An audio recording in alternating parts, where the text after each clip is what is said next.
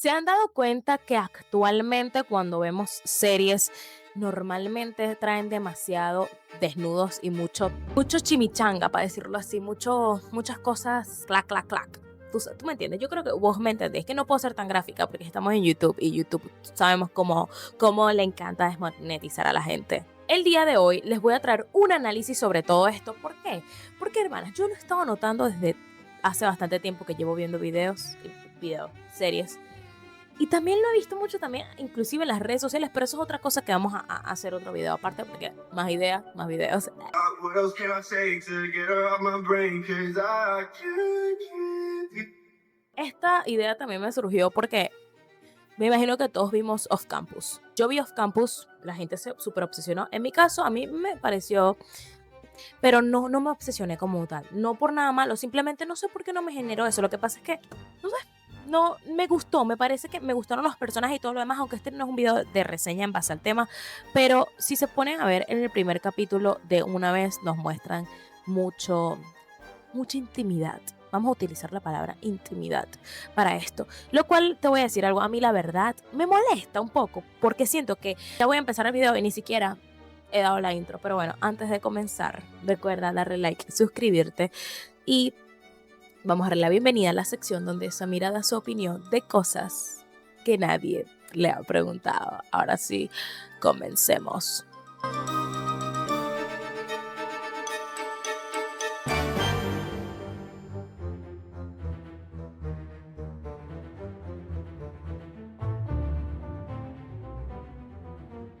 Bueno, principalmente todo esto comenzó porque, como les comentaba, yo desde que a mí me encanta ver películas, me encanta ver series, y algo que estaba notando es que en las series de adolescentes incluían demasiado el recurso del morbo, a tal punto que para mí me hacía sentir como que un recurso completamente innecesario, porque ni siquiera es que incluya mucho a la historia muchísimas veces, hasta es innecesario.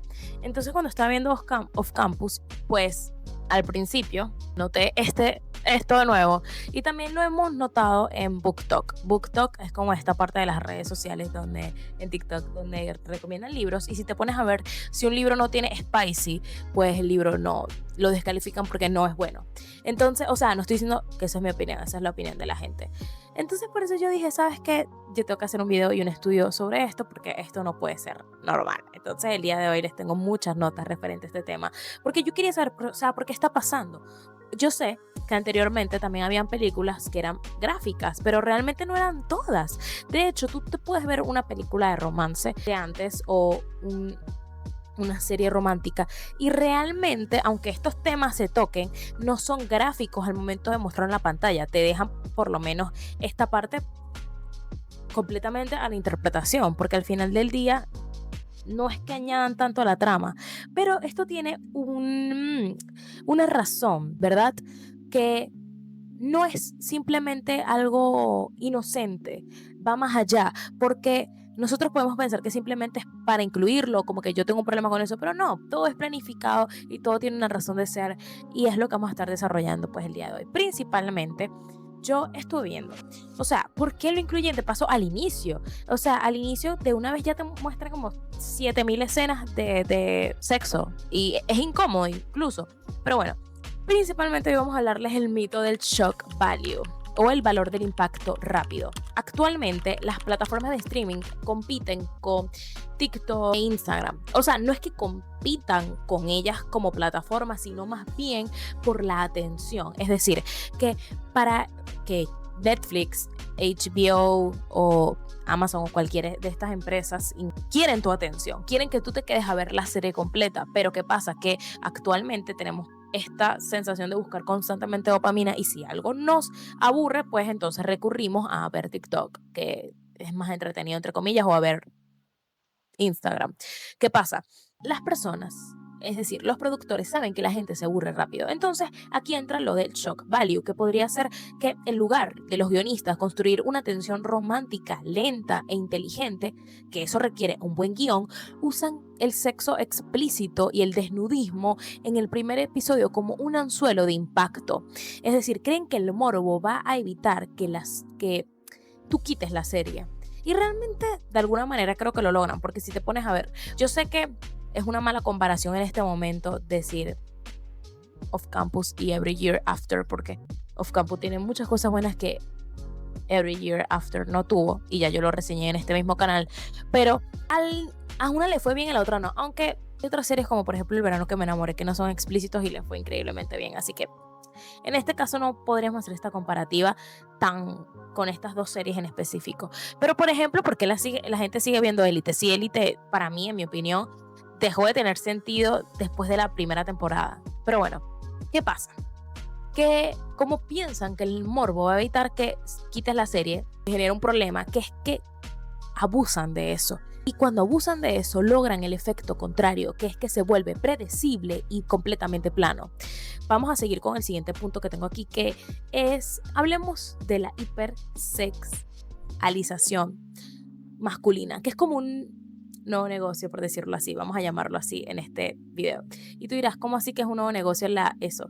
Pues principalmente, ¿qué pasa? Que nosotros durante décadas hemos visto que la televisión ha puesto como en este aspecto más que todas las mujeres. Lo que pasa es que tengo que ser un poquito cuidadoso con las palabras, pero como que muestran más de esa manera explícita a las mujeres.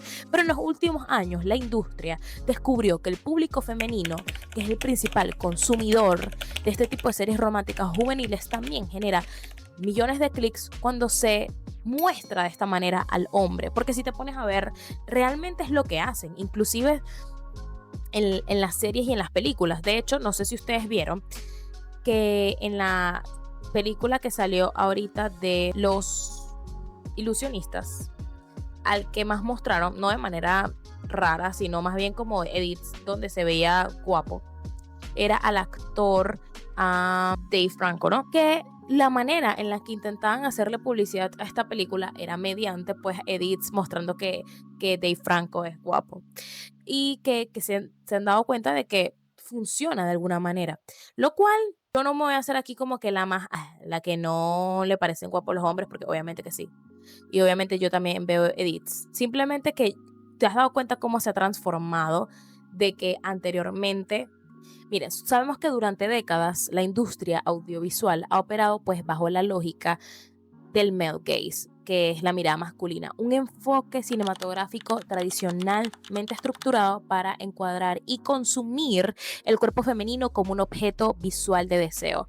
Sin embargo, en los últimos años, el ecosistema pues, de la publicidad, como les estaba comentando, y parte del entretenimiento en plataformas de streaming han integrado una nueva estrategia comercial, que es el uso del cuerpo masculino como un recurso promocional, estético y viralizado, asociado a la sensibilidad del female gaze, que es la mirada femenina, y al fenómeno de honkvertising. Bueno, ¿qué dice realmente la evidencia académica? Según unos estudios, aquí demuestra que lamentablemente, aunque la presencia, o sea, no lamentablemente lo de los hombres, sino lo que voy a decir después, que es que aunque la presencia del cuerpo masculino en pantalla ha aumentado, la literatura científica demuestra que este fenómeno no se equipara ni ha reemplazado la objetivación, de las mujeres. Como les estaba comentando, en este estudio que se hizo, o sea, sobre las portadas de la revista Rolling Stone, las sociólogas Erin Hatton y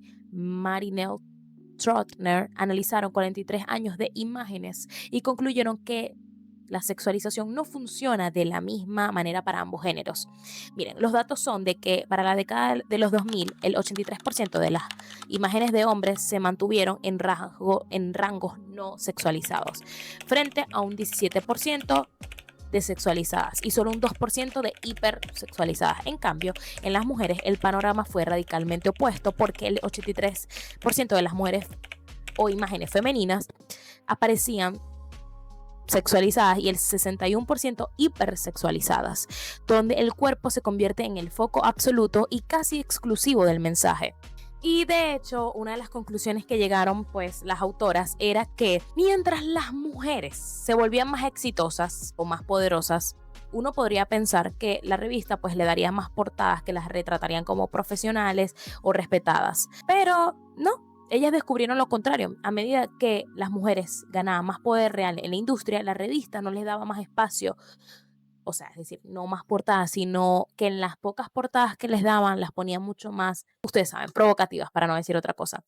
Y que ellos estaban argumentando que esto tal vez lo hacían como una reacción cultural o un backlash. En sociología, un backlash es una reacción de rechazo o resistencia por parte de la cultura dominante cuando un grupo que históricamente ha sido oprimido o marginado, en este caso las mujeres, empieza a ganar terreno, derechos o poder. ¿Esto qué quiere decir? Que bueno, que puede que esto significa, o por lo menos las autoras lo interpretan como que la sociedad y los medios tradicionales se sienten amenazados o incómodos ante el éxito y poder de las mujeres que son artistas. Como no pueden frenar su éxito profesional, la cultura de masas reacciona reduciéndolas a objetos tú me entiendes. Una forma inconsciente de decir, o sea, puedes ser la cantante número 1 y ganar millones de dólares, pero para tú aparecer aquí tienes que ser un cuerpo consumible para la mirada masculina. Es en esencia, podría decirse, un mecanismo de control cultural para restarles autoridad y lamentablemente querer como que hacerlas ver que su valor principal ante la masa sigue estando en su físico. Obviamente yo no estoy de acuerdo con esto, creo que está de más decirlo, pero pues se lo estoy comunicando. Entonces, ahora hablemos del fenómeno hunkvertising y la percepción del consumidor. Mira, donde sí registramos un cambio notable es en el sector publicitario y con la respuesta psicológica de la audiencia. Mira, el término hunkvertising describe la tendencia comercial de erotizar al hombre atractivo o musculoso para potenciar las ventas de una marca.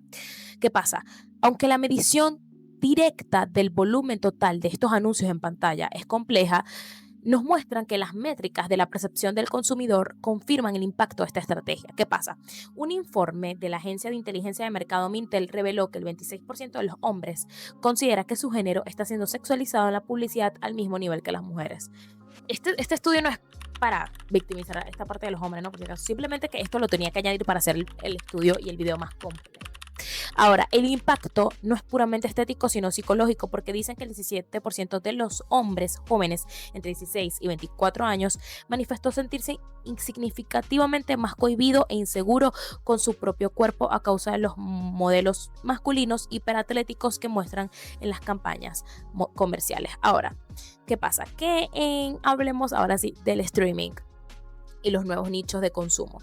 Este auge localizado, ¿verdad?, del cuerpo masculino como activo del marketing digital encuentra un terreno que podría decirse bastante fértil en las plataformas del streaming. Mira, según los reportes del Center for the Study of Women in Television and Film de la Universidad Estatal de San Diego, el streaming se ha consolidado como un espacio con mayor apertura para las mujeres, registrando cifras de un 36% de creadoras en plataformas frente a un 20% en la televisión tradicional de broadcast. ¿Qué pasa? Que esto hace que haya más presencia de miradas femeninas detrás de las cámaras. Esto ayuda a explicar la proliferación, ¿verdad?, de narrativas visuales y románticas orientadas específicamente a las espectadoras y a la cultura de nosotras, las fans en redes sociales. Sin embargo, no se trata de que esto sea como que algo automatizado para monetizar el deseo femenino en cada producción. Más bien podría ser como que una tendencia de la industria donde ciertas series utilizan el cuerpo del actor como un recurso narrativo promocional o un detonante de clips virales en TikTok o en Instagram.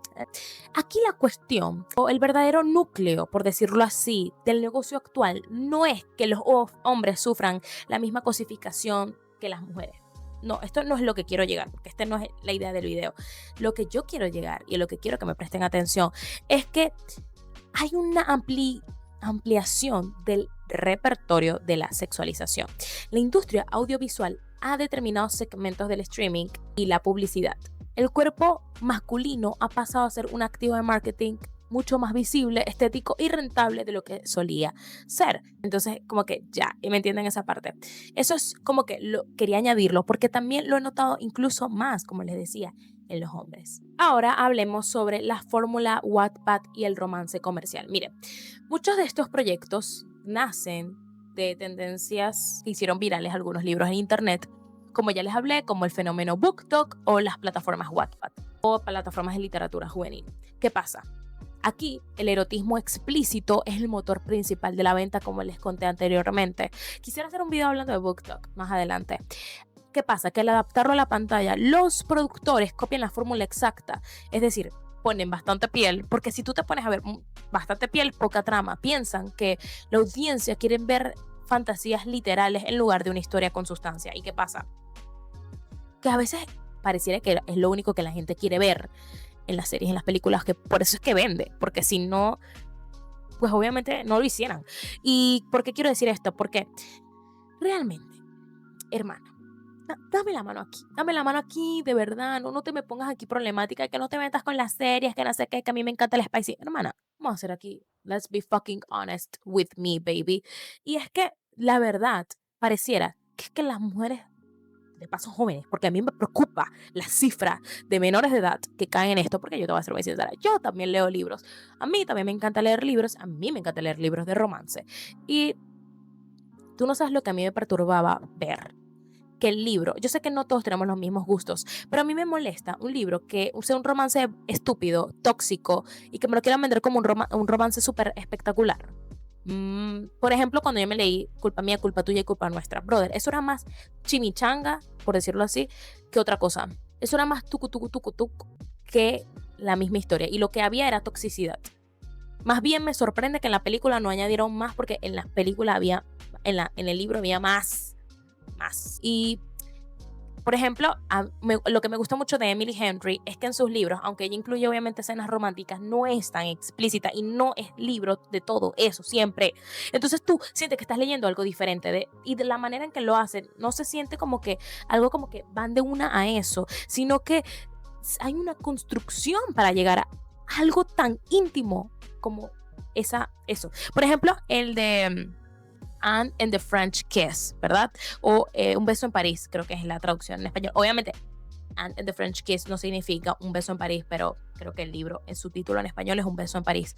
Yo cuando la leí, hermana, eso no tiene nada de escenitas raras. Y el libro a mí me encantó. O sea, yo quedé completamente tocada por ese libro. Entonces tú me estás diciendo, de pana, que tú lo que buscas, o sea, está bien con tus gustos, yo no te critico, hermanita bella, hermosa, cada quien con sus gustos, pero siento que estamos perdiendo el romance por eso mismo, porque si te pones a ver, las comedias románticas no incluyen eso como tal. O sea, es algo que se da a entender, pero no es explícito, ¿me entiendes? Y creo que eso es la magia de las comedias románticas, una de las partes de la magia de eso, porque te dan a entender que lo más importante es cómo surge el romance, las miradas, la atención, no tanto el que pase, ¿me entiendes? Entonces como que siento que al mismo tiempo es medio rebuscado y que al final del día siento que se pierde la magia del romance si ya llegan directamente a hacer cositas raras. Digo cositas raras porque ¿cómo puedo nombrarlo en YouTube sin que tú sabes, me infrinjan algo al hablar de estos temas? Pero bueno, la verdad, si te pones a ver, si una película o un libro de una vez se va al tú sabes, ¿qué historia le queda? Si la base es el romanticismo, ¿verdad? Si la base es la historia de amor, pero ya esa gente se involucró en el primer episodio, ¿qué más historia le queda? ¿Qué más romance le queda? Lamentablemente también eso es porque refleja cómo está el romance en la actualidad. Porque es que no quiero hablar tan feo aquí, porque la gente se pone sensible. Pero vamos a hablar, por ejemplo, de que actualmente muchas personas se involucran directamente con una persona de manera íntima, capaz sin ser novios. El punto es que cuando pasan esas cosas, lamentablemente ahorita hay muy pocos hombres con responsabilidad afectiva. Y bueno, también habrá mujeres, pero más que todo lo que veo yo, obviamente está mal hablar así porque yo debería tener estadísticas para poder afirmar algo, pero bueno, yo voy a hablar subjetivamente aquí, ¿ok? Lo que yo veo es que son muy pocos hombres los que realmente asumen pues la responsabilidad de, ¿sabes qué? Yo voy a respetarte, voy a tener una relación contigo. No, actualmente hay muchas relaciones casuales. Entonces, ¿qué pasa? Que reflejan la realidad de que capaz una mujer, porque más que todo somos las mujeres las que vemos las películas románticas, por eso hablo a las mujeres.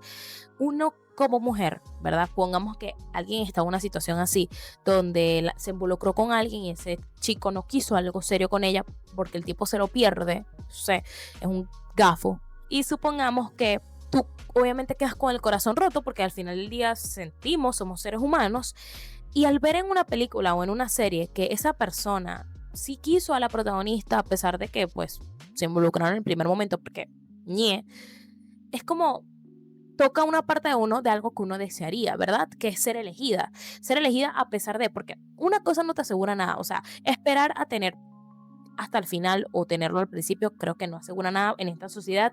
Nada es seguro, hermana. De verdad que da miedo. De verdad, ahorita las relaciones amorosas dan miedo. Pero bueno, continuamos. Hablemos de por qué esto a veces genera asco. Porque yo sé que aunque hay personas que esto les gusta ver de manera gráfica todas estas cosas. A mí, la verdad, a mí me genera un poquito de incomodidad. Porque una cosa es algo que se sienta sensual. Por ejemplo, vamos a hablar aquí las hermanas y yo. Yo estoy viendo No apto para trabajar. Es una serie en Disney Plus. Resulta que la protagonista que se llama AJ se involucra con su jefe, que es Bill Gibson, si no me equivoco. Este hombre y ella se involucran y tienen pues una relación casual donde pues pasan cositas. Resulta que ellos no son gráficos con ese tema. Realmente lo que hacen es como que mostrar distintas escenas donde salen besándose, donde salen una escena en su habitación, una escena en un armario y como que distintas escenas de la situación. Hay una escena en específico donde como que él la besa y como que le agarra una parte del cuerpo, pero ella estaba con ropa y él también, o sea, simplemente era un beso y se sintió como que la tensión del momento y yo digo, me lo hicieron bien. Esto es la tensión, no, porque lo usaron bien, de verdad yo sentí la tensión, yo dije, ¿qué es esto? Entonces hay escenas que de pana te hacen sentir la tensión, pero hay otras escenas que te generan asco de que estoy viendo o incomodidad. Yo sé que hay un porcentaje que les deje generar eso. Además, cuiden sus mentes. Por ejemplo, en mi caso yo adelanto todo este tipo de cosas porque la verdad a mí me gusta cuidar mi mente de estas cosas, si veo algo así, porque la verdad no me gusta, no siento que le añade nada a la trama. Ok, esto ya obviamente es algo completamente subjetivo, porque así pienso yo, pero bueno, las relaciones íntimas en la vida real y en las buenas historias es emocionante, como les decía, por la tensión, el juego de miradas, la complicidad y el va a pasar o no va a pasar, ¿verdad? Cuando una serie te lo da todo masticado y exagerado desde el episodio 1, destruye el misterio. ¿Qué pasa? Que el cerebro humano no conecta solamente con ver cuerpos sin ropa, de desconocidos moviéndose en una pantalla, se conecta con la intimidad. Esa es la diferencia. ¿Por qué eso una cosa funcionó y la otra no? Al quitar la intimidad y dejar solamente las personas sin ropa de manera mecánica, esto se convierte puramente en algo biológico y coreografiado. Pierde el alma. Por eso es que parece algo asqueroso y la mente lo detecta no como una conexión real, sino como un espectáculo plástico y forzado diseñado para vender. ¿Qué pasa? Que las series de ahora son así porque la industria prefiere apostar por el estímulo rápido y barato antes que invertir en el arte de saber contar una buena historia de amor. Ahora hablemos, brother. Ustedes supieran la cantidad de tiempo que me queda de este guionzote. Yo debería sacar tesis. Es que yo hago tesis de mis videos. Continuamos. Hablemos del impacto en la mente de los niños y los adolescentes. Yo la verdad porque quiero hablar de este tema porque lamentablemente pues los niños también son personas que están siendo pues vulnerables a sin querer consumir este tipo de contenido. ¿Por qué? Porque pues ahorita la gente se mete en Netflix y de repente si un niño no tiene pues el control parental en su teléfono o por ejemplo no tiene como que el límite de edad, pues puede terminar viendo algo que no debería y pues son vulnerables a esto. Entonces por eso yo quiero hablar con qué pasa en la mente de los niños. Principalmente cuando los niños y adolescentes crecen consumiendo este tipo de contenido de forma normalizada, su desarrollo se ve profundamente afectado en 3 niveles. Y esto en base a una investigación que hice, corrígeme allá abajo si no es así, y es que principalmente está la desensibilización y la distorsión de la intimidad. Al ver explícitamente a personas involucrándose de esta manera a tan corta edad, el cerebro se acostumbra al estímulo rápido. La consecuencia es grave porque se separa el sexo de la afectividad. Aprenden que el sexo es un acto puramente mecánico, atlético y de consumo, olvidando que la verdadera intimidad requiere vulnerabilidad, respeto, comunicación y conexión emocional. Ahora hablemos de la presión del desempeño. Series como la que nosotros estamos hablando, Élite, Off Campus, etcétera, muestran expectativas irreales. Los personajes adolescentes o jóvenes siempre saben exactamente qué hacer, por ejemplo, o tienen cuerpos perfectos y nunca enfrentan las inseguridades de la vida real. No todas las series, pero muchas de ellas, ¿no? Esto genera, o podría generar, una ansiedad, tremenda en los jóvenes actuales, quienes pueden sentir que si su vida íntima no se ve como en Netflix, pues están fracasando, lo cual no es cierto. Y hablemos de la cuando se muestra este tipo de cosas a menores de edad, se les empuja a quemar las etapas.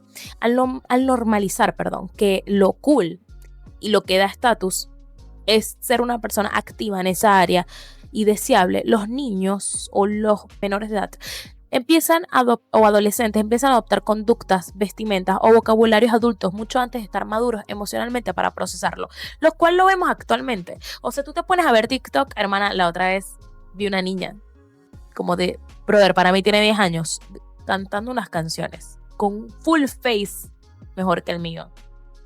Esto está horrible, comparar el maquillaje de esa mujer. Se lo voy diciendo ahorita a ustedes, en serio. Ahora, ¿por qué la sociedad ahora vive tan sexualizada? Sociológicamente esto se debe a la capitalización del instinto. Es decir, la intimidad en la cama o entre dos seres vivos es uno de los impulsos biológicos más primitivos, ¿verdad?, y poderosos del ser humano. Las industrias del entretenimiento, la publicidad y las redes sociales descubrieron que la forma más fácil de mantener una población enganchada, consumiendo y distraída es apelando a sus instintos más básicos. Hemos pasado, ¿verdad?, de una sociedad que reprimía el sexo a mercantilizarlo. Hoy en día, esto vende música, vende ropa, vende suscripciones a plataformas y genera clics. Si todo está sexualizado es porque el mercado descubrió que el morbo es el negocio más rentable del siglo XXI. Ahora, hablemos del algoritmo del streaming frente al cine en pantalla. Hoy en día existe una separación entre el cine que se estrena, pues, y las series en las plataformas, ¿no? O sea, eso ya lo sabemos. Las series de streaming viven la gratificación instantánea, saben que compiten contra otras pantallas, o por ejemplo cuando estás viendo televisor pero estás usando el celular al mismo tiempo, para capturar tu atención rápido. Los creadores de las series, los guionistas, usan este recurso para, pues, mantenerte ahí, como ya dije anteriormente en el principio del video. O sea, que si la trama se pone lentamente en una escena explícita para despertar al espectador. Ahora, al contrario de las series, las películas de superhéroes, acción o grandes blockbusters han eliminado estas escenas casi que por completo. ¿Por qué? Porque necesitan vender en mercados globales masivos, incluyendo países muy conservadores como Asia y Medio Oriente. Asegurar una clasificación apta, pues, para todo el mundo. ¿Qué pasa? Pues que existe esta gran diferencia entre lo que consumimos. Ahora, hay personas que pues se quedan atrapadas en el medio, pues donde o veo una película donde no tiene nada que ver con esto, o más bien veo un romance desde mi casa donde pues está esto de manera explícita. Pero no está el punto medio donde hay historias maduras, humanas y bien escritas que no dependen del morbo. Sí hay muchas de ellas, yo les puedo recomendar algunas, pero no todas son así. Las que más se hacen famosas son estas. Ahora, existe la pereza guionística y la pérdida de la atención, que es lo que les comenté anteriormente, donde anteriormente se hacían que dos personajes se miraran con deseo, existiera pues esta tensión, esta construcción. Actualmente meten a dos actores atractivos y de una vez se involucran y es como que la forma de decir, bueno, sí, esta gente se gusta porque de una vez ya pasó de todo. ¿Qué pasa? Que al eliminar el arte de la sugerencia, la ficción se vuelve predecible y aburrida.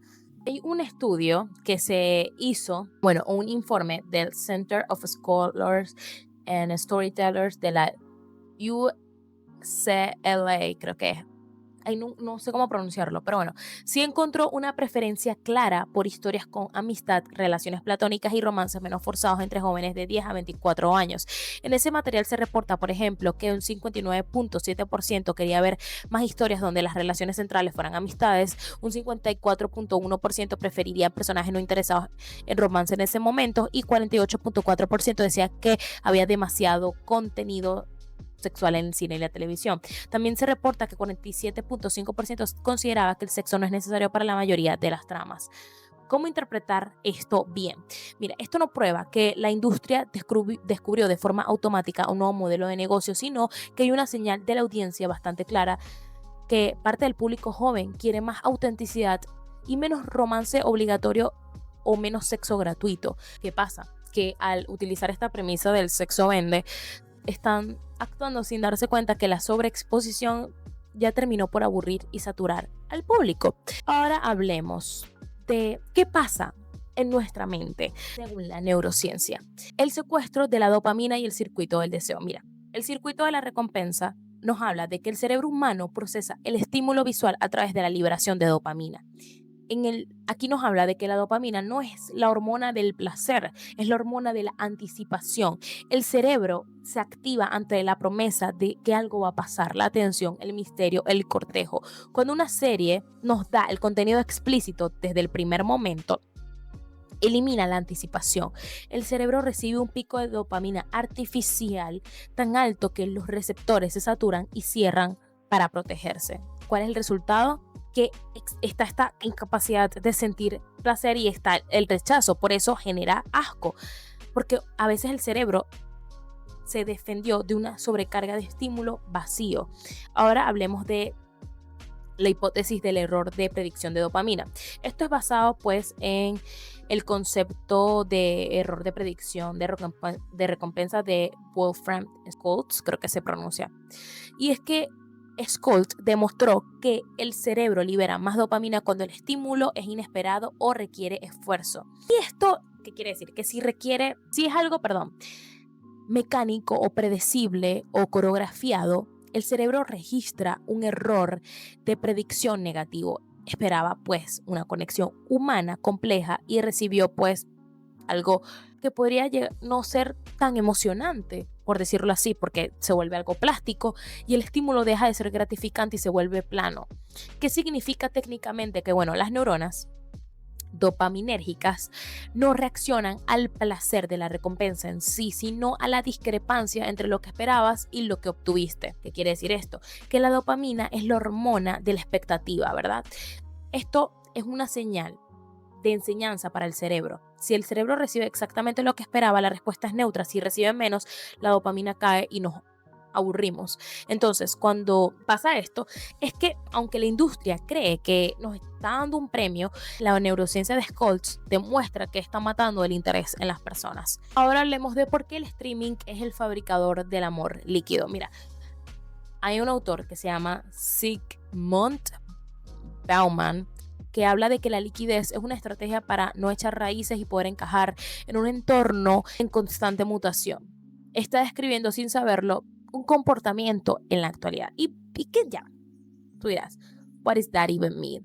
¿Qué significa eso? Esto lo planteó Zygmunt Bauman, como dije, o como se pronuncia, uno de los pensadores más influyentes, que es famoso por su teoría de la modernidad líquida, una corriente que explica cómo la sociedad actual dejó atrás las estructuras fijas y estables del pasado, como el empleo para toda la vida, los vecindarios unidos o los matrimonios tradicionales, para dar paso a un mundo flexible, cambiante y precario, donde todo se desvanece rápidamente. Ahora, ¿qué significa el amor líquido? El amor líquido es una metáfora exacta para describir la fragilidad de los vínculos afectivos en nuestra época. Justamente algo que yo quiero hacer un video más adelante sobre eso. Significa que las relaciones humanas en la actualidad han adoptado las mismas lógicas que el mercado del consumo. ¿Qué quiere decir? Está la cultura del usar y tirar.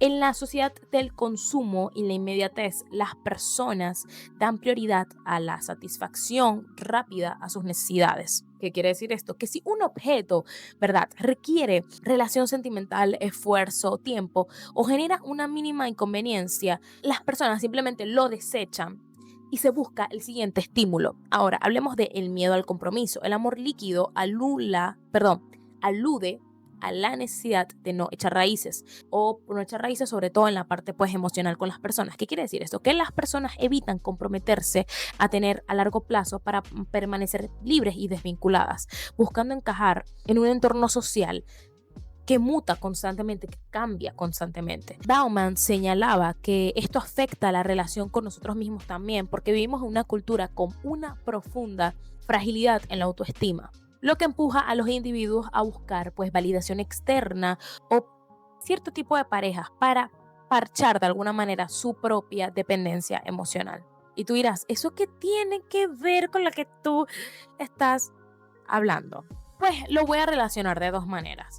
Principalmente, que esto, número uno, se vuelve como una salida fácil. Entonces, es como así, mira, construir un vínculo real en una historia o en la misma vida requiere tolerancia al aburrimiento, gestión del conflicto y tiempo.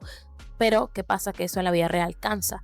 La salida fácil podría ser el bypass emocional, saltarse el proceso de construcción e ir directo al clímax. Las plataformas de streaming aplican esta misma salida fácil de dos formas corporativas. Número uno, el sexo como el botón del inicio, cuando los guionistas no saben cómo mantenerse enganchados porque la trama requiere que personajes hablen o piensen, se asustan, entonces lo que hacen es que buscan de meter pues escenas explícitas que no aportan nada a la historia, simplemente lo hacen pues para que vos no te distraigas. Y también hablemos de que el streaming está diseñado bajo la lógica del descarte. Si una escena se pone densa o requiere que uno piense, pues la gente la quita o pone otra serie. Nos han educado de una forma para consumir historias de la misma forma que consumimos comida rápida. Se usa, da un pico de dopamina corto y se desecha. Ahora, esto no lo hacen ni siquiera por liberación o por arte. Lo hacen por miedo a que la persona se aburra a los 3 minutos de ver una serie, se ponga a ver TikTok.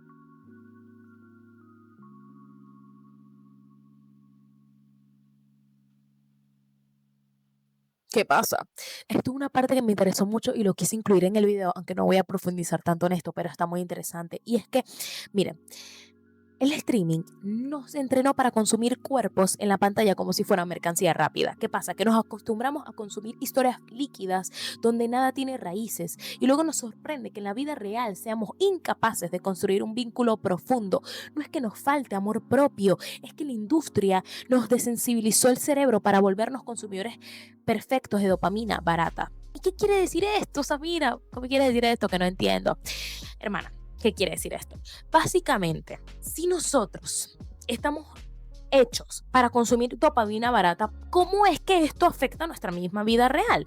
Pues al final del día, si nosotros comparamos, por ejemplo, cuando tú ves una serie, ¿no te pasa que tú quedas como de que, Vermo, yo no tengo esa vida, yo quisiera que a mí me amaran así, yo quisiera tener ese cuerpo, mi realidad no se ve así, a mí nadie me ama, o capaz, imagínate tú tener tu propia pareja, tu propia vida y sentir que no es suficiente, porque no te genera la misma dopamina que te generó esa película o no te genera pues las mismas emociones que te generó esa serie. Eso es lo que pasa, que afecta cómo vemos nuestra realidad al desensibilizarnos y creer que lo que vamos a ver en nuestra realidad nunca va a ser suficiente porque, miren, terminamos queriendo algo más. Y esto hasta nos puede llevar a perder grandes bendiciones en nuestra vida o la increíble pareja que tengamos o nuestra familia. Entonces, por ejemplo, para que entiendan, al ver esto de forma normalizada, pues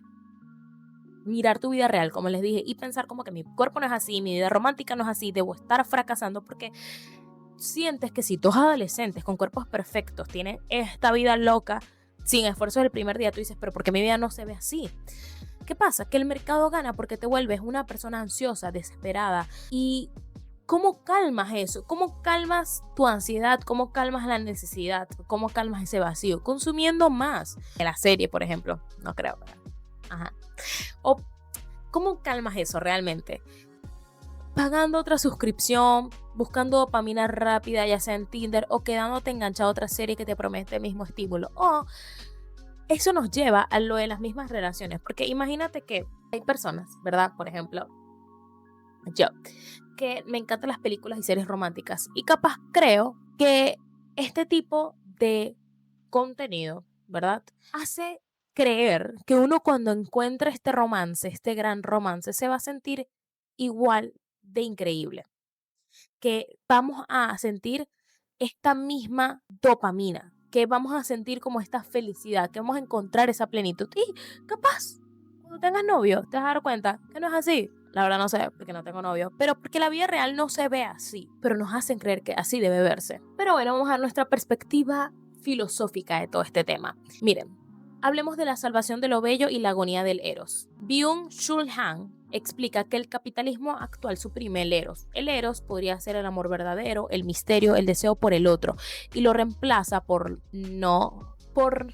Pero Han dice que eso es la exposición total y pulida del cuerpo, donde no hay misterio, no hay distancia, ni hay alteridad, es decir, respeto por el otro. Cuando las series, ¿verdad?, eliminan la tensión romántica y lo muestran todo desde el capítulo 1, destruyen el pensamiento y el arte, convirtiendo la intimidad en algo liso y consumible. El deseo necesita el velo del misterio, y sin el velo, el eros muere y solamente queda el vacío. Hablemos de la hiperrealidad y el simulacro. Jean Baudrillard argumenta que vivimos en un mundo donde las simulaciones de las cosas han reemplazado a las cosas reales. Las escenas así coreografiadas, ¿verdad?, íntimas, han reemplazado las cosas reales, valga la redundancia, con expresiones sugestivas. ¿Qué pasa? Que esto no representa la intimidad real humana. Representa una versión exagerada, perfecta y plástica que se vende como real. El peligro es que las nuevas generaciones empiezan a medir el éxito de su vida privada basándose en una simulación industrial inaccesible. ¿Por qué este tipo de contenido lo consumen menores de edad de esa forma? Yo creo que puede haber un propósito detrás de esto, lamentablemente, y es la creación del consumidor universal, que es ampliar el mercado al infinito, eliminar las barreras de edad. Cuando la televisión y las redes sociales destruyen la barrera y lo vuelven todo puramente visual, logran que un niño y un adulto respondan exactamente al mismo estímulo. El propósito comercial es crear un único gran mercado. ¿Y qué pasa? Que si logras que un menor de edad consuma la misma música, la misma estética de ropa, las mismas series, los mismos códigos visuales, has duplicado tu base de clientes potenciales sin gastar un centavo más en desarrollo de producto. Puede ser una teoría, no necesariamente significa que sea así. Tenemos la de adelantar el reloj del consumo. Un niño que viene con una infancia tradicional, ¿verdad?, consume juguetes, caramelos, juegos. Ese tiene su propio mercado, ¿no? Pero un niño adultizado prematuramente consume tecnología de gama alta, maquillaje, ropa de tendencia, suscripciones a plataformas y productos de estatus social. El propósito es acelerar el ciclo de la vida del consumidor, obligar al niño a saltarse etapas para que empiece a gastar o hacer que sus padres gasten en el mercado de adultos lo antes posible, lo que vemos actualmente bastante. Hay muchos videos que hablan sobre esto. Y ahora hablemos de lo más importante y de lo más horrible, que es que si los niños no tienen el lóbulo frontal del cerebro completamente desarrollado, su capacidad para frenar impulsos, regular la dopamina y analizar un mensaje es muy baja.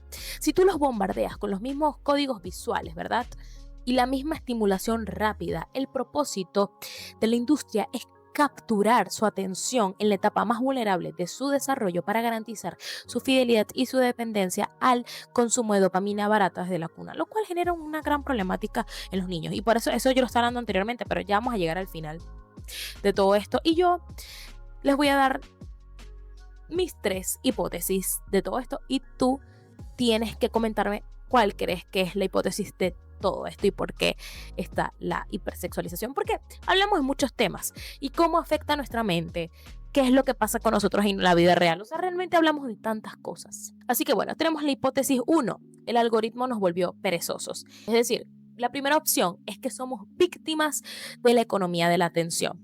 Los guionistas no se volvieron flojos porque quisieran, se volvieron flojos porque compiten contra el scroll de nuestras redes sociales. Saben que nos aburrimos en 3 minutos y que tenemos el celular en la mano mientras vemos la película. Bajo esta lógica, el sexo en el primer episodio es un truco de edición o un anzuelo biológico para obligar a tu cerebro a no cambiar de serie. Si eliges esta postura, significa que las películas de ahora son malas porque nosotros como espectadores perdimos la capacidad de concentrarnos en una historia lenta. Esa es la hipótesis número 1. Vámonos con la hipótesis número 2. Esta es más fría. Y es que El mercado necesita que tú y yo consumamos. Y para que consumamos necesita que estemos vacíos y que nos sintamos inseguros. Al bombardearnos con simulacros de cuerpos perfectos e intimidad física inaccesible, la industria rompe nuestra estabilidad emocional a propósito. Nos desensibiliza en la pantalla para que aprendamos a tratar a las personas como objetos desechables de usar y tirar, como les comenté anteriormente. Y si elegimos esta opción, quiero que sepas que la hipersexualización del romance no es falta de ideas, es una estrategia de anestesia social para mantenernos ansiosos, comprando y buscando dopamina barata para llenar ese vacío. Y ahora hablemos de la hipótesis número 3, que es la rebelión de la audiencia y la paradoja del cambio. Mira, quizás estemos viviendo el choque de realidad donde la industria sigue operando con la idea obsoleta de que el sexo vende, pero las audiencias, especialmente las generaciones más jóvenes, ya se saturaron de este tipo de contenido, como mostré en los datos anteriores. Entonces, ¿qué quiere decir esto? Que la audiencia está demostrando que queremos historias con sustancia, con relaciones sanas, con química real y romances donde el sexo, sea el resultado de la intimidad, no el requisito para avanzar la trama. Si eliges esta postura, el asco o el rechazo que sientes hoy en pantalla no es el final del romance, es el inicio de una rebelión de nosotros como espectadores que exige que el cine vuelva a tener alma. Así que yo quiero que sepas que la última palabra la tienes tú. Realmente, mi opinión de todo esto, ahora sí, para finalizar, es que definitivamente yo siento que esto está dañando nuestra forma de ver el romance y lo que realmente buscamos en una relación. Porque ¿qué pasa? Si esto cambia nuestra forma de pensar de cómo debe verse un hombre o una mujer, o cómo debe verse el romance, o cómo deben surgir las cosas, nos hace crear distintas expectativas falsas, inclusive hasta en el momento de involucrarnos íntimamente. ¿A qué me refiero con esto? Por ejemplo, si constantemente podemos ver que hay personas que dejan relaciones de años. No, aquí yo no lo digo para juzgar a nadie, ¿ok? Pero no es falso, no es mentira, que actualmente vemos cómo muchas personas dejan sus relaciones de años por simplemente parece ser que están aburridos, porque simplemente sentían que ya no conectaban o porque simplemente como que querían explorarse más. Porque realmente nos ha llenado la cabeza de que siempre puede haber algo mejor y no buscamos de explorar la misma relación que ya tienes y valorarla, porque requiere esfuerzo. Como les comentaba lo del concepto del amor líquido, o que hablaba sobre que un vínculo requiere mucho esfuerzo, entonces genera como esta cuestión de que fastidio, mejor simplemente vuelvo a buscar otra relación y ya, o vuelvo a sentir esta emoción. Porque ¿qué pasa? También recordemos que la primera etapa del enamoramiento, la gente siempre suele decir que es muy divertida, que se siente muy lindo, que se siente esta emoción porque no conoces a la otra persona. ¿Qué pasa? Que esa etapa se acaba, porque aquí es que viene la parte que ya vendría a ser el amor de verdad, que es soportarse, que es conocerse, que es involucrarse. Entonces, si nosotros estamos constantemente siempre buscando poder tener esa emoción, pues nunca se va a poder mantener una relación a largo plazo, porque esa emoción no siempre va a durar, porque una relación romántica pues tiene sus altos, sus bajos y todo este tema. Pero ¿por qué me vine yo a esta situación si estamos hablando de la hipersexualización? En fin, mi opinión y mi teoría es que definitivamente esto lo hacen porque saben que las personas, lamentablemente por el morbo, se dejan llevar. Entonces, ¿qué pasa? En base a las tendencias que se han ido popularizando, como el BookTok, como el Spicy, como todo este tipo de términos locos, hacen que las personas quieran consumir este tipo de contenido porque es lo que les genera más emoción, porque es lo que realmente buscan, porque es lo que realmente ha vendido en este último tiempo. Realmente no son buenas historias siempre, no realmente siempre vale la pena. Entonces aquí es que debemos preguntarnos hasta qué punto yo voy a seguir viendo este contenido que definitivamente ni siquiera me hace sentir una pizca de emoción, simplemente te hace sentir, yo ni siquiera sé qué hace sentir, porque yo quiero ver una serie romántica o una película que yo sienta de verdad que aquí está el romance, no sentir que es algo como completamente vacío, sin sentido alguno, donde tú solamente dices que esta gente tiene química, pero nada más cuando se involucran en esa parte. Entonces, eso es algo que debemos tomar en cuenta. Y definitivamente, para mí, es que simplemente se han dado cuenta que es lo que vende, que están llegando al público femenino desde esa parte, porque ha tenido buena recepción. Ha tenido buena recepción, pero yo estoy cansada de ver eso. Yo quisiera que de verdad, abogo, porque de verdad creen contenido con sustancia, creen series con sustancia, creen historias de amor de verdad bien escritas, bien guionadas, que de verdad tenga sentido, que de verdad nos haga sentir, porque el cine y el arte nos hace sentir. En cambio, el morbo simplemente vende y ya, y no es la idea. La idea es que veamos algo que nos emocione, algo que realmente conecte con nosotros, algo que realmente nos haga sentir esas ganas de realmente enamorarse de esa manera. Ahí es donde está el amor, ahí es donde está el alma, ahí es donde está el arte. Transmitir, no simplemente vender por vender, porque termina siendo una película, termina siendo esos shorts que hemos visto cuando scrollamos en TikTok o en Facebook, brother, que literalmente te ponen el super morbo al punto 1. Y esto es un video que voy a hablar más adelante. Tengo muchos videos planificados, así que coméntame allá abajo de qué quisieras que hable. Te mando un beso gigante. Espero que la gracia de Dios te alcance y te acompañe siempre. Bye.